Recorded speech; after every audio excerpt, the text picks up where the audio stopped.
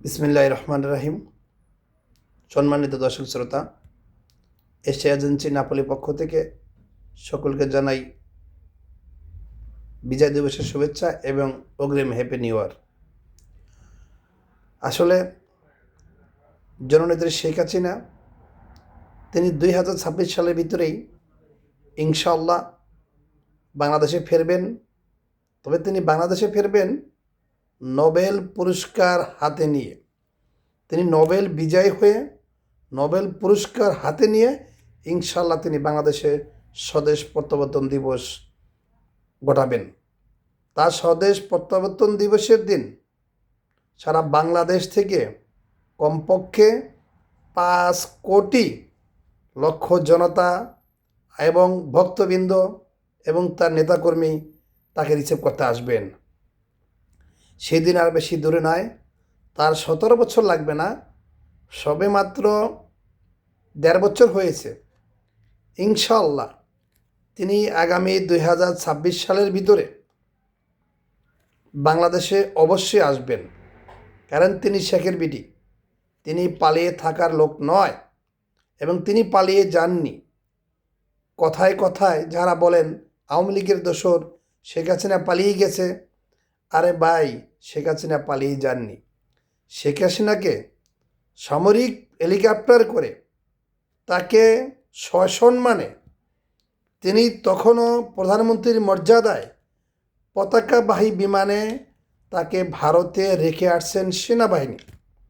আবার সেই সেনাবাহিনী শেখ হাসিনাকে দ্বিতীয়বার সসম্মানে বাংলাদেশে আনবেন এবং কমপক্ষে 5 কোটি লক্ষ জনতা এবং নেতাকর্মী তাকে রিসিভ করবেন। এটা বাংলাদেশবাসী দেখবেন, এটা বিশ্ববাসী দেখবেন ইনশাআল্লাহ। সেদিন আর বেশি দূর নয়। তবে একটা কথাই, আওয়ামী লীগ কিন্তু পাট গাছ নয়, আওয়ামী লীগ একটা বট গাছ। আওয়ামী লীগকে দূরে সরে রেখে নির্বাচন কখনোই সুস্থ হবে না, গ্রহণযোগ্য হবে না। বিশ্বের কাছে এই নির্বাচন গ্রহণযোগ্য হবে না, কারণ ডক্টর ইউনূস সাহেব যে নির্বাচন তিনি দিতে যাচ্ছেন, এটি একটি প্রহসনের নির্বাচন, একটি পাতন নির্বাচন।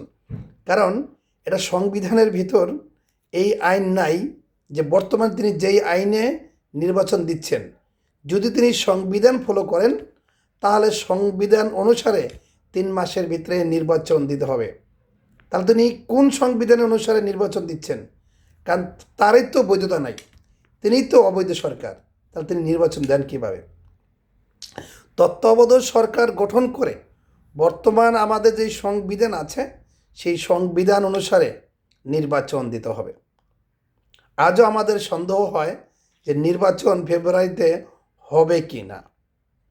অনেকের মনে প্রশ্ন জাগে যে ইউনূস সাহেব তিনি নিজেই তো অবৈধ সরকার, তার দেওয়া নির্বাচন, এই নির্বাচন বৈধ কীভাবে হয়?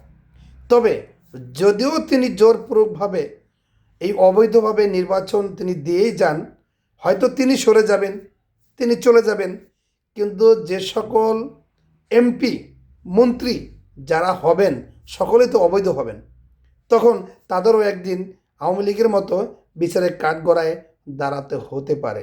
এটা আমাদের ভবিষ্যৎবাণী, যেটা সত্য হতে পারে, হয়তো কোনো একদিন আমরা দেখতে পারবো।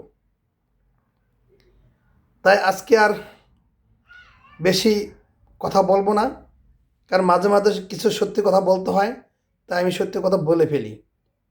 এতে আমাকে কে কি বললো না বললো তাতে আমার যায় আসে না। সত্যকে সত্য বলতে হবে। ইনসাফের রাজনীতি করেন, ইনসাফ রাজনীতি করলে তাহলেই সেটাই গ্রহণযোগ্যতা পাবে। কিন্তু কাউকে দোষারোপ করে, কাউকে প্রতিহিংসা করে রাজনীতি করবেন, সেটা তো ইনসাফের রাজনীতি না রে ভাই, তাই না? যাই, আজকে আর বিশেষ আর কোনো কথা বলবো না, আবার আসবো আপনাদের সামনে। আসসালামু আলাইকুম রহমতুল্লাহি ওয়া বারাকাতুহু।